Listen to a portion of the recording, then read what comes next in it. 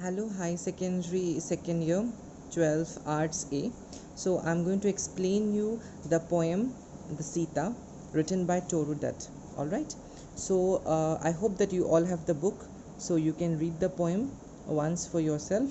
The poem starts like this. First, I'll tell you the poem and I'll read the poem for you. Then, I'm going to give you the explanation. Alright. Three happy children in a darkened room. What do they gaze on with wide open eyes? A dense forest, where no sunbeam pries, and in its clear center a clear spot. There bloom gigantic flowers on creepers that embrace tall trees. There, in a quiet lucid lake, the wild white swans glide. There, whirring from the brake, the peacock springs. There, herds of the wild deer race. There, patches gleam with yellow waving grain. There, blue smoke from strange altar rises light. There dwells in peace the poet anchorite. But who is this fair lady? Not in vain she weeps, for lo, at every tear she sheds, tears from three pairs of young eyes fall amain, and bowed in sorrow are the three young heads. It is an old, old story, and the lay which has evoked sad Sita from the past is by a mother sung, is hushed at last, and melts the picture from their sight away. Yet shall they dream of it until the day, yet shall those children by their mother's side gather of me as erst at eventide. So this poem is written by Toru Dutt, who was a pioneer in the history of Indian literature.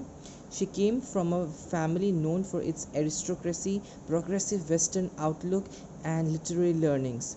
On the death of her brother at the age of 14, the family left to settle in Europe, where they spent 4 years, but before the failing health of Toru and her sister Aru compelled the Dutts to return to Calcutta.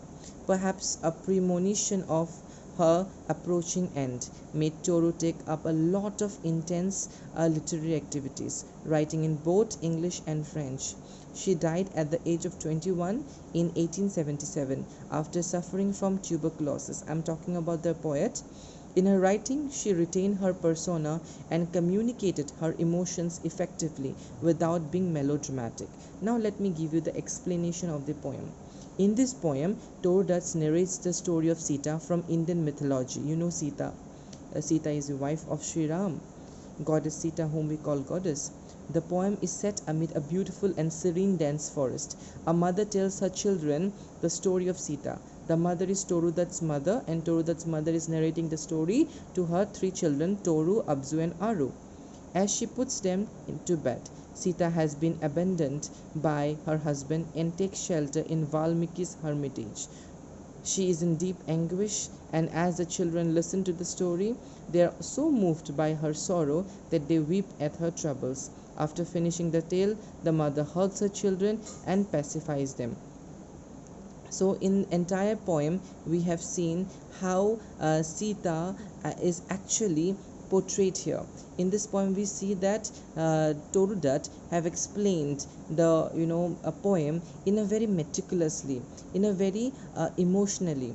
Here she is talking about the past of her when she was a small girl.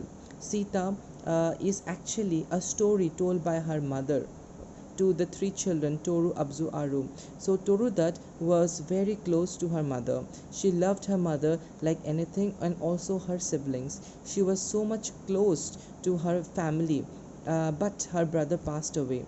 When she was small, along with her